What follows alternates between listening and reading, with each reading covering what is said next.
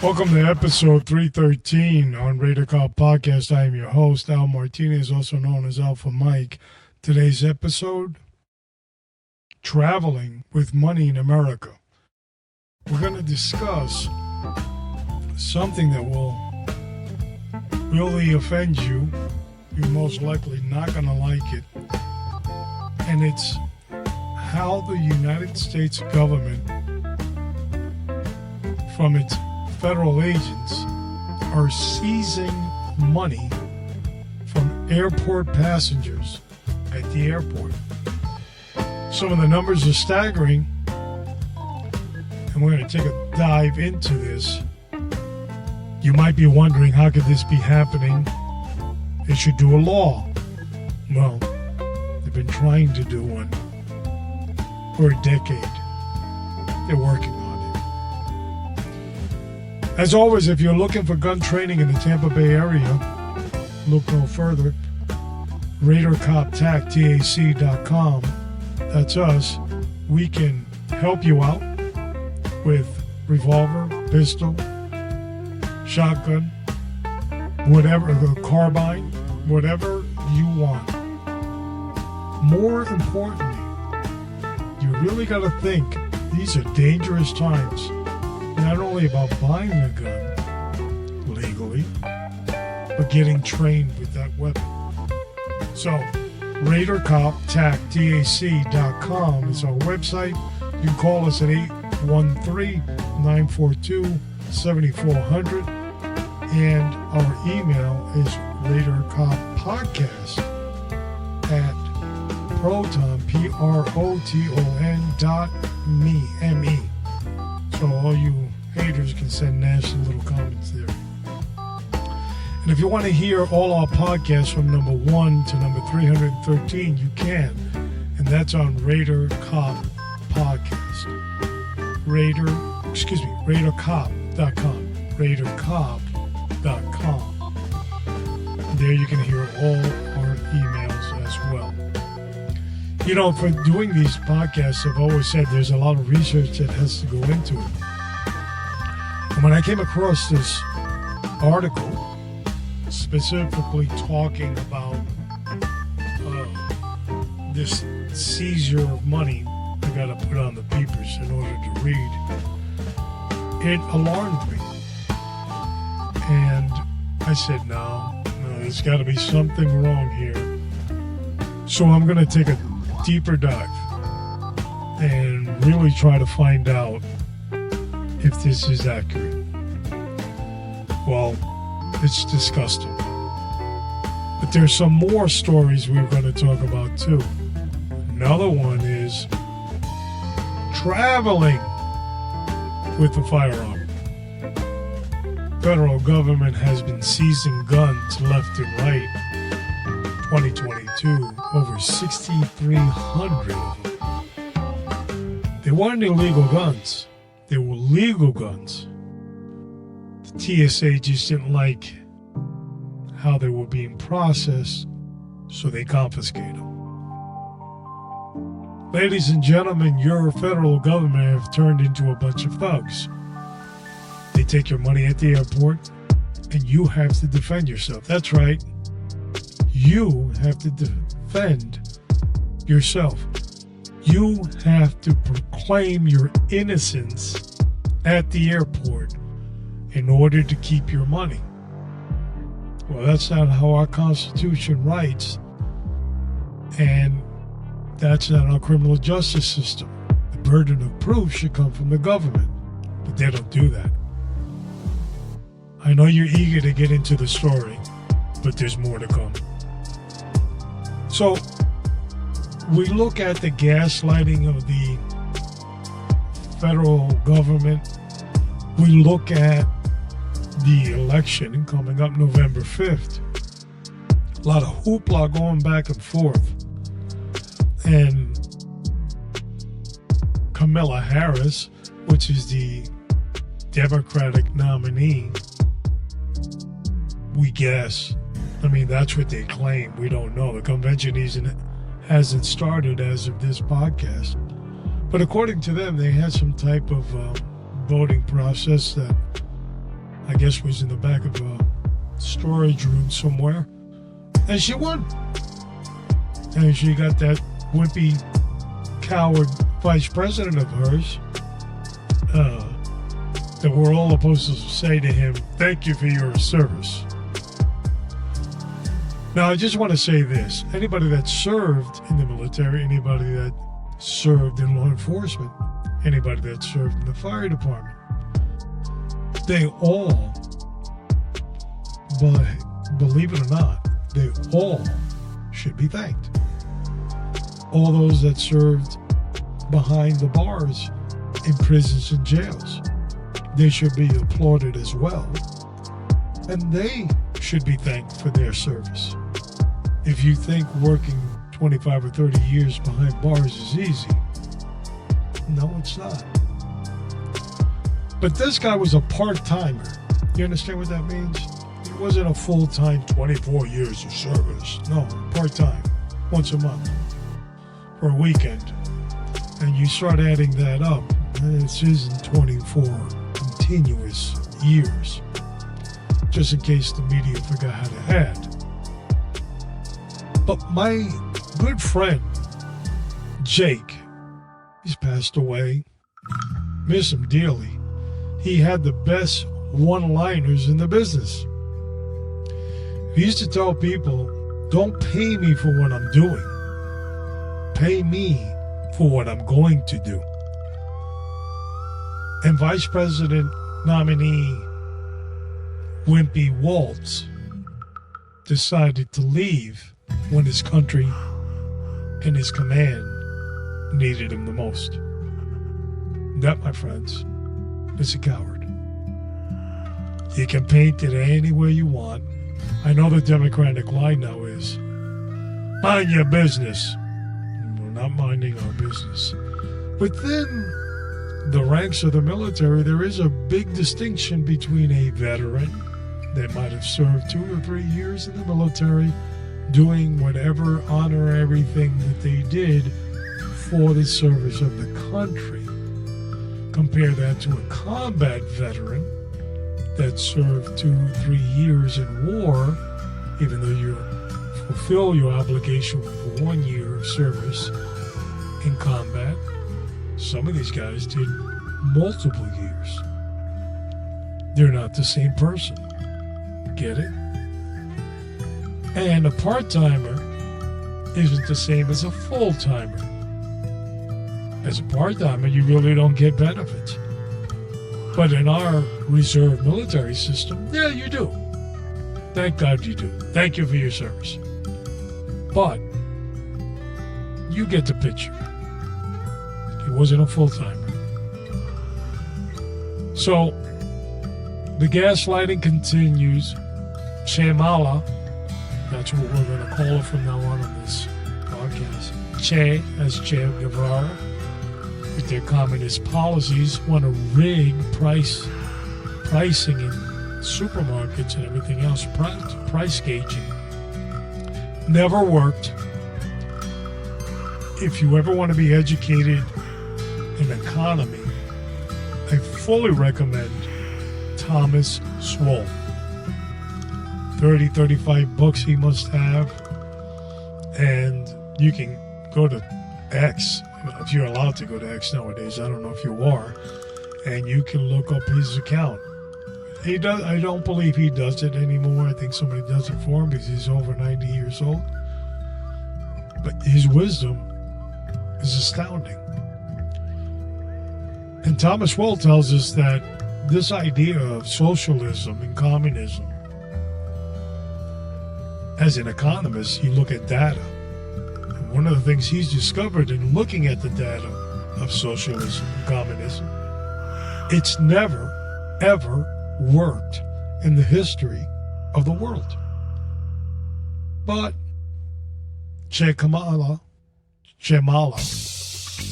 and Wimpy Waltz think it's going to work. So we're looking at this series. We also have another one that's coming up next.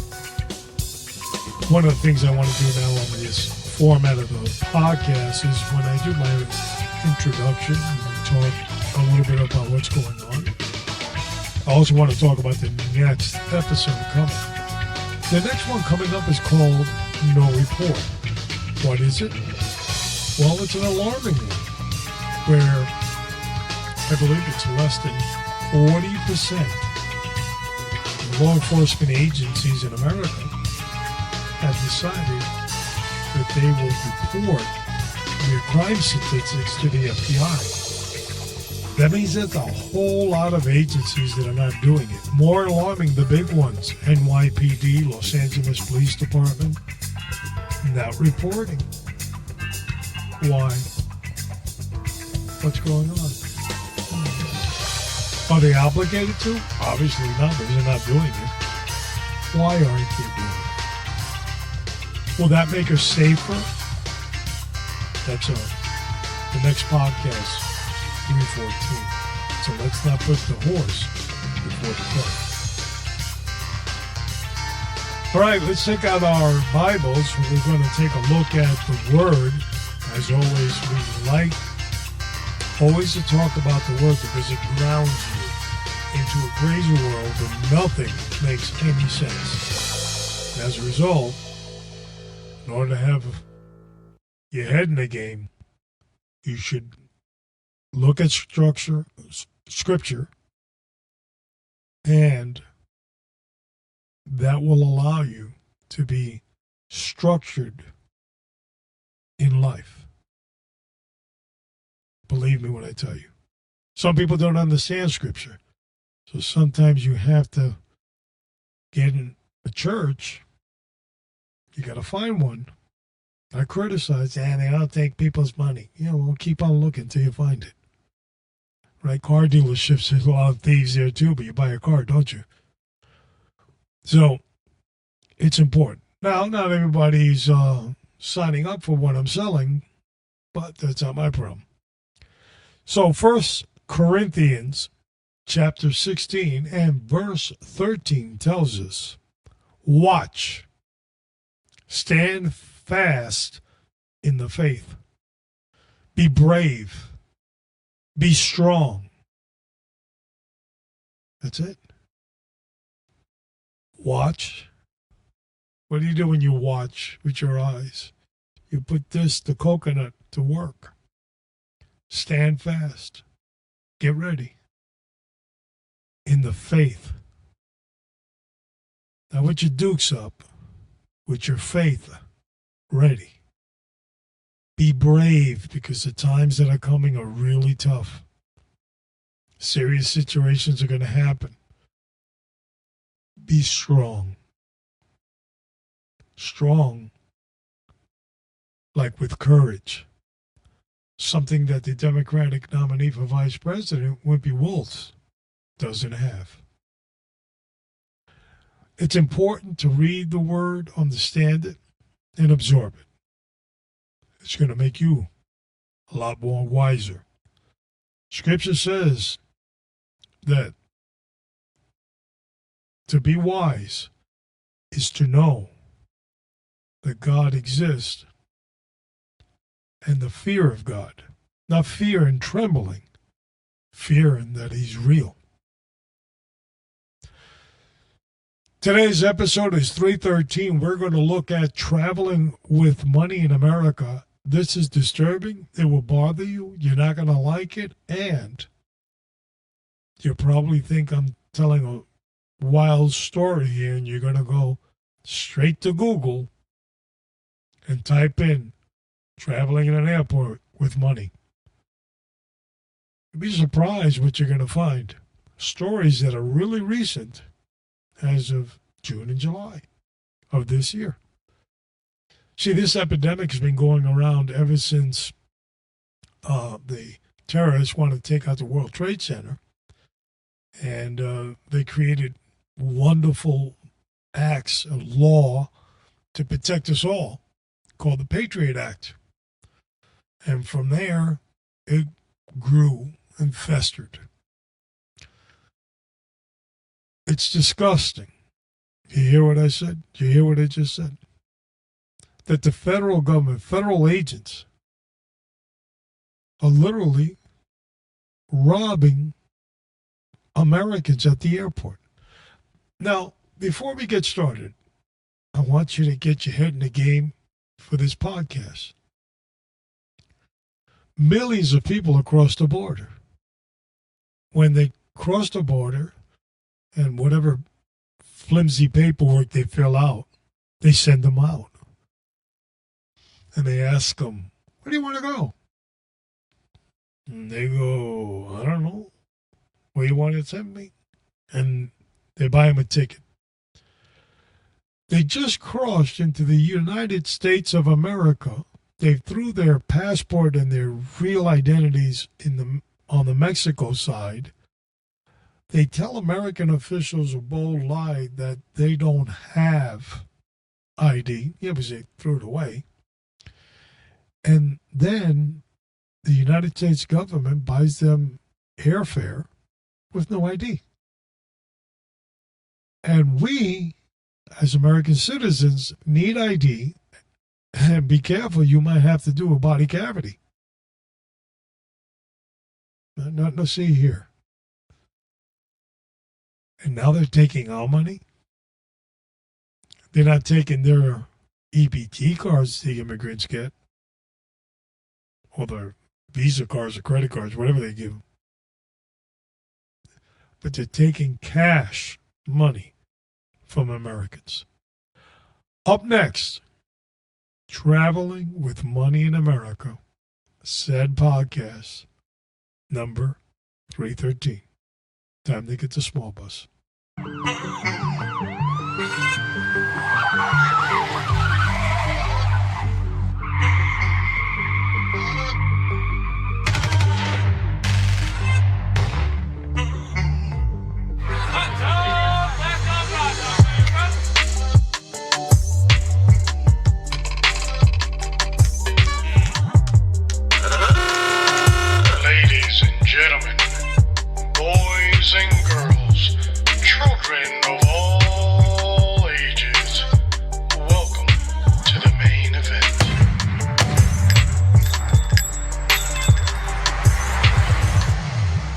Here we go, episode 313, Traveling with Money in America. Airports in the United States of America have federal agents in them. And because of our safety and our security, they check our bags and they make sure that we're safe. That we're not carrying any explosive, firearms, anything that's threatening to anybody, bottled water, on an airplane. But somehow, the United States federal government, through agencies like the Homeland Security, the Department of Homeland Security, the DEA, and TSA, and I'm sure there's a couple more three-letter alphabet agencies involved, also are very concerned about we, the people, traveling with money. Now, if I were to travel to another country and I would take $10,000 or more, I would have to declare it. I'd have to fill out this little custom thing saying, I've got $10,000 in my pocket and I'm leaving the country. But within the country, you don't have to do that. There's no law that says it's against the law to travel with large amounts of money. Now, what is large? Some people have a different definition of what a lot of money is. But it's whatever comes up as suspicious. Then you might say, what the hell is suspicious? Well, suspicious is whatever comes out of the ass of the federal agent that just got tipped off. We'll explain. But imagine if you can. If they're getting away with stopping U.S. citizens, telling them cockamamie stories, confiscating their money, making it super difficult, if not impossible, to get that money back. And then we sit back and we say, could they do this to me outside the airport? They're capable of doing anything. You know, Thomas Sowell once said, one of his quotes, that the U.S. Constitution means nothing if the people that are at the ready to enforce it don't enforce it. And when the people don't enforce it, it becomes meaningless. So your rights and my rights could be violated because there's nobody enforcing. Have you seen any politician get in trouble, go to prison, handcuffed outside the Capitol? Nope. And you're not going to see it. So our Justice Department, our justice system, and our government is severely broken. Do you hear what I just said? Our federal law enforcement agencies are aiding and abetting the felonies. Yeah, we're going to have another show on that too. How states are arresting illegal aliens, and the Department of Homeland Security is taking them out of jails with retainers and deporting them.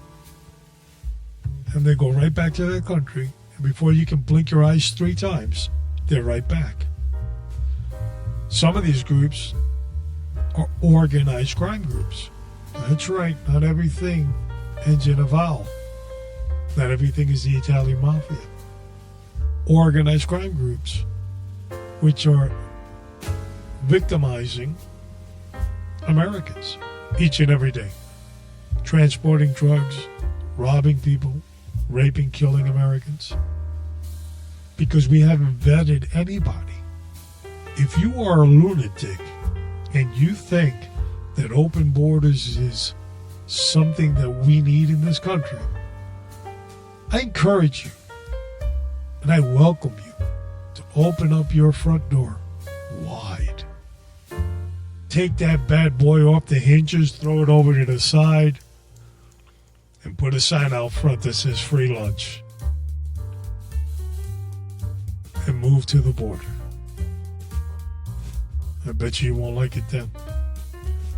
But the gaslighting and hypocrisy will continue.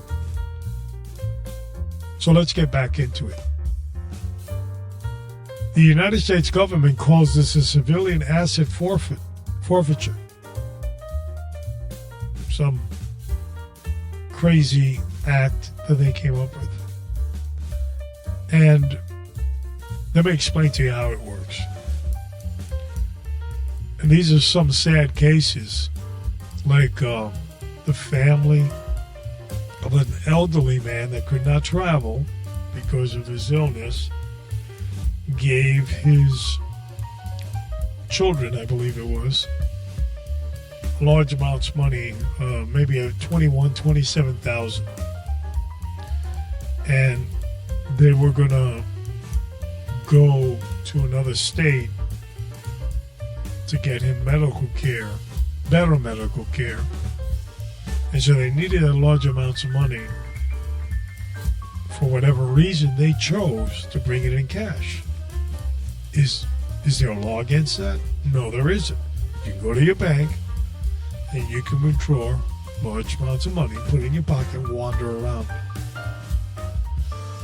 But just don't take it to the airport. So in this case, they did. They got stopped. They had the money. They explained to these federal agents that their father was ill and the reason they were carrying the money. And they said, no, not today. We're going to confiscate it. Last I heard, 3 years, they're still trying to get it. Or an elderly man that was a tow truck driver. His parents died. He was, I believe, in California. His parents died in Louisiana, and they left him a large sum of money, little, whatever you consider, somewhere in the area of $30,000. He decides to buy a new tow truck, a lot better than the one he has, but it's in another state. And he believes, and that's his right to believe, that he can bargain better if he has cash on him, instead of toting around some teller's check that has the exact amount. You can't really bargain now, can you?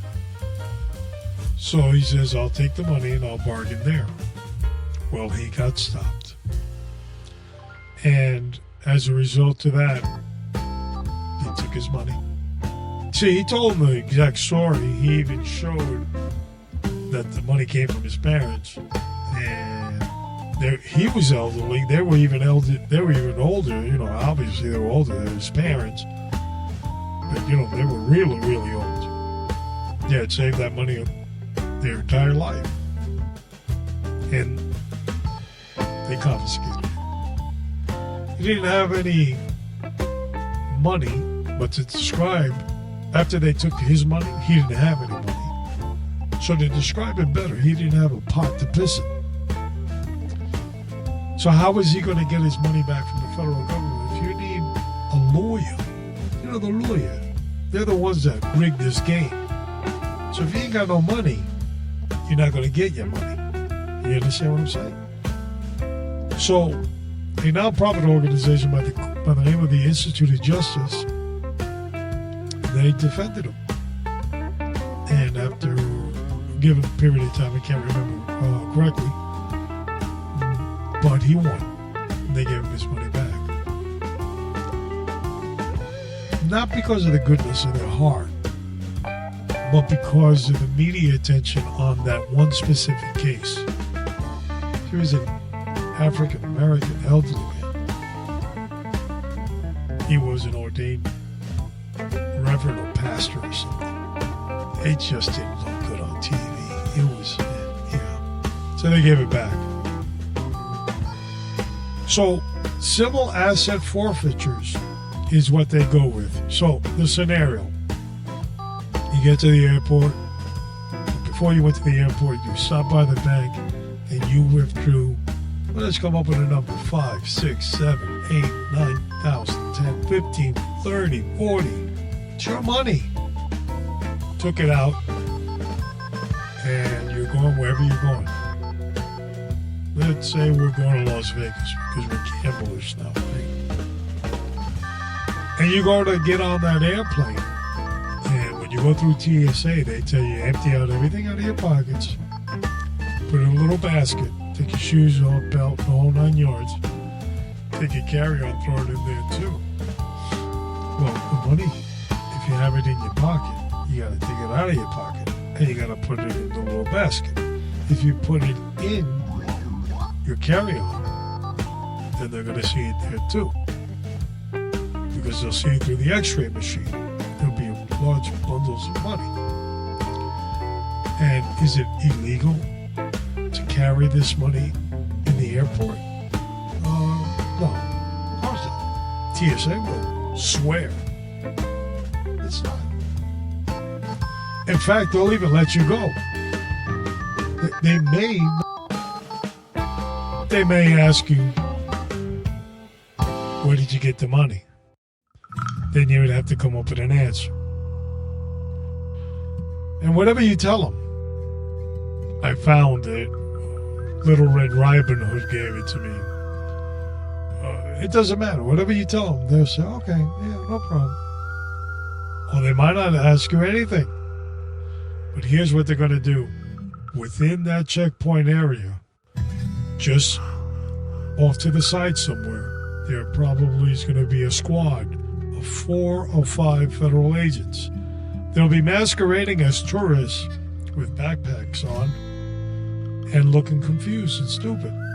The stupid part comes easy. The TSA guy will give them the hint and point that they got money. And they'll follow you. And as soon as you get to your terminal, they'll stop you. They say, "Sir," federal agents. They'll identify themselves. They'll talk in the big voice, not the little voice to scare you. They'll tell you, "You need permission to open up your bag and search it. Do you have anything in there that's dangerous?" And you'll say, "No, I just came from TSA." They go, "We're going to need to have our dog sniff it. Is that all right?" "I haven't done anything." "Oh, we know that, sir. We know that." And this charade will go on for 5 or 10 minutes. But here's the game plan. You have to get on an effing plane. They know that. So time is against you and working for them. So they're going to hold you there as long as they can. And you're going to be looking at your watch saying, "Shit, I got to go." And then at one point you're going to say, "I need my bag. I got to go. I got to get on this flight." And they go, "Well, sir, you're free to go." "Am I being detained?" "No, sir, you're free to go. You are not being detained. Your bag is being detained." Did you hear what I just said? Your bag is being detained. This is the effing world we live in now. But you're free to go. "Well, your life savings is in the bag, so I'm not going." But that pressure's on you. Eventually, you're going to give in. You're going to sign some waiver. You're going to do something. They're going to zip it open. And you're going to show them every document that you have proving that that's your money and you have the legal right to it. And they're going to go, "Nah, I don't believe so. I think there's a mysterious, evil, sinister plot with this money, and we're going to confiscate it for the good of America. True justice in the American way." And you're going to look baffled, and you're going to say, "How is this possible?" Well, I've got some news for you. In 2023, it was last year, if you haven't been keeping up on what year we're in, over 1 billion, that's with a B. I know it's small amounts of money if we were going to give that money to Ukraine, but $1 billion was confiscated by federal agents at the airport. That's a lot of money. Gone. Some people will get their money back, but that percentage is really small. Some people have no idea what to do. Where do I go? But it gets better, my friends. See, the federal agencies don't have a lot of agents to be playing masquerading tourists at the airport. So they hire police departments to help them. They deputize them. Raise your right hand. Do you swear to be part of the fuckery that we're doing here and stealing money? I do. You're deputized. And the agency that allows their officers to assist the DEA, the Department of Homeland Security, you got to talk in the big voice, not the little voice. Not the little voice. You got to talk in the big voice. Those police agencies get 9% of the take. Do you hear what I just said? They're getting 9% of the take. All they have to do is point a gun now. So, some are federal agents, some are not federal agents, but they're under the guidance of federal agents, and we're just grabbing people pocketbooks, and, now remember, the tip comes from TSA. That gives them the probable cause. They're not just randomly going up to people, "How much money you got in your wallet?" That's not what's happening here. This is, this is legal. They get tipped off by the TSA that whistles past the graveyard like they don't know what's going on. But they actually just told them. And then these federal agents start playing TSA agent with you, telling you we have to look inside your bag to see that there's nothing in there that could be an explosive or dangerous article on the plane, which is bullshit because you just came from TSA. They actually want you to zip open your bag so they can say, oh, that's a lot of money you're carrying. Yeah? Why are you carrying that money? But you're going to relent because you got to get on that freaking plane. Okay, what do you want me to do? What do you want me to do? What do you want me to do? This is your federal and my federal government robbing people at the airport. There's no warrant. There's no DEA's been following this guy for months. Those cases may exist, but they're few and far between. This is some cockamamie bullshit they're doing at the airport. They're assuming since you have so much money, you are up to no good.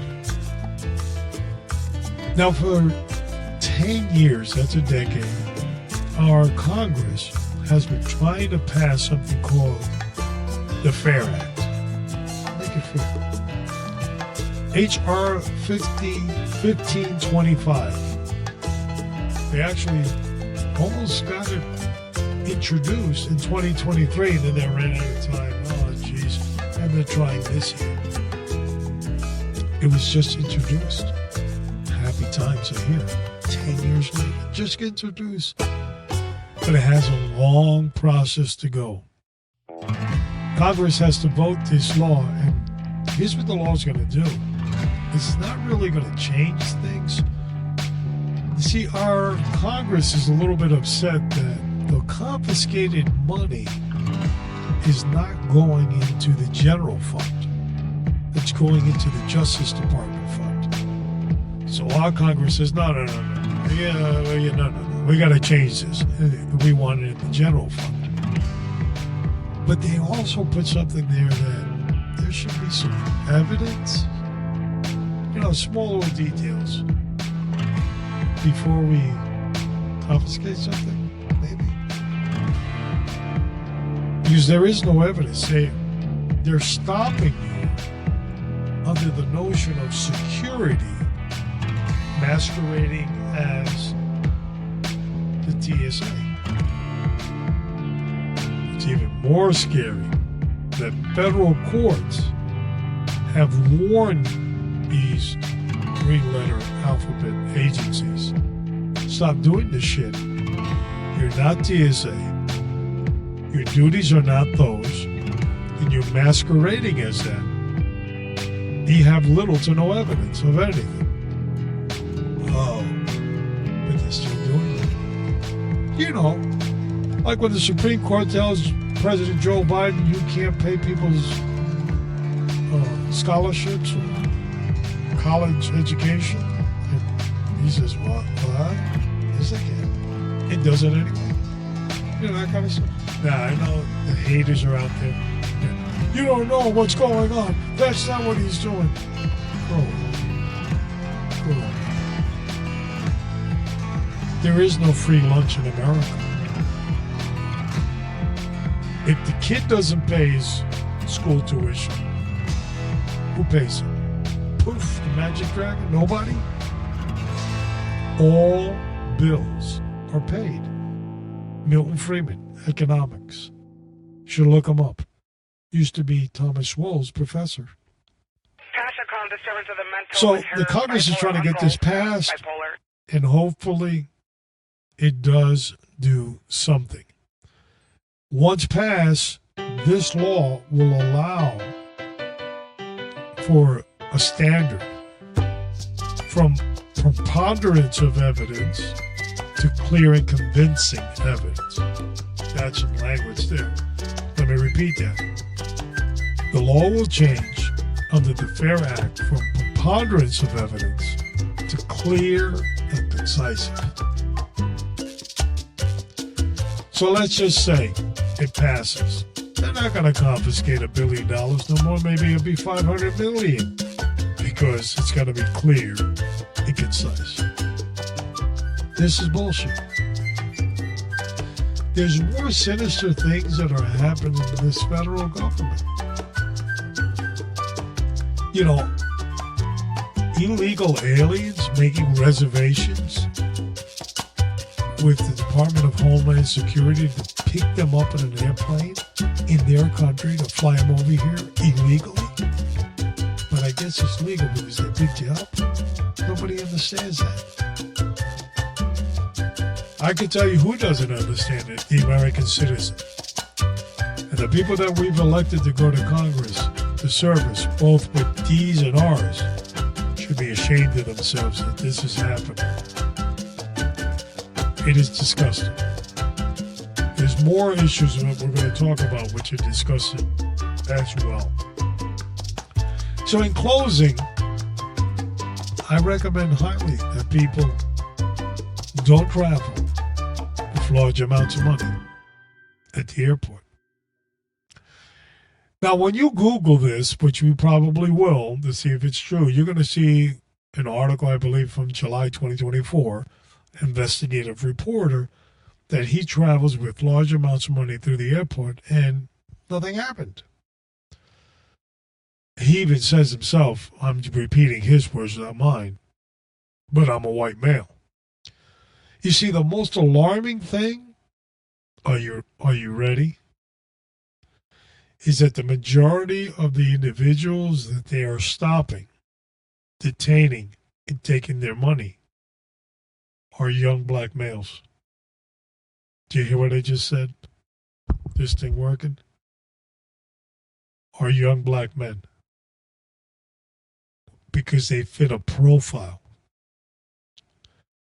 What's even more disgusting is sometimes there are black agents that are doing it. They fit a profile. I don't know what that profile is. When you Google it, you're going to find one story that one of the guys was a producer of rap records. So he looked the part, but he wasn't the part. They took his money anyway. Another guy was a black comedian, but it wasn't funny. It's disturbing that our government has stooped down this low. The government that has given terrorists in Afghanistan $86 billion in military equipment. That they're giving them $80 million a week. Do you hear what I just said? The Taliban, Afghanistan, you know, the crazies. The U.S. government is funding them $80 million a week. The ATM machine is coming out of your wallet and mine. Up next, No Report, episode 314, August 28th. Why are these police departments not reporting to the FBI, criminal statistics? What are politicians going to do? How can they stand in front of the podium and say, crime is down in my state, my city, my county, if nobody's reporting? Or let's just say the majority of them are not reporting. Why not? Has the FBI become political? There's no mandate to do it, and there won't be, because states are sovereign. It's been a volunteer data system ever since the beginning, but they're dropping like flies.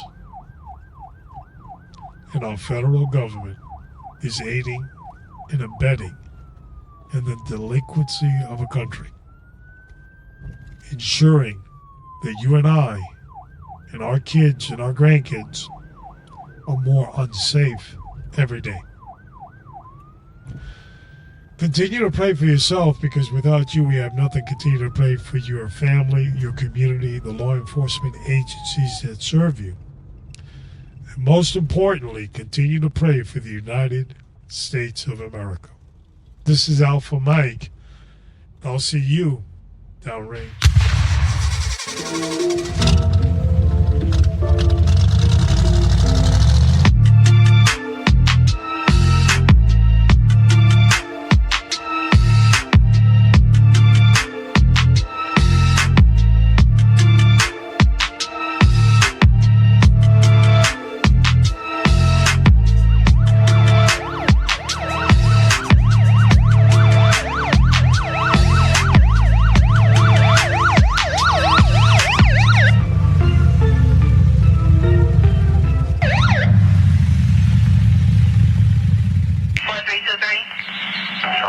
the 100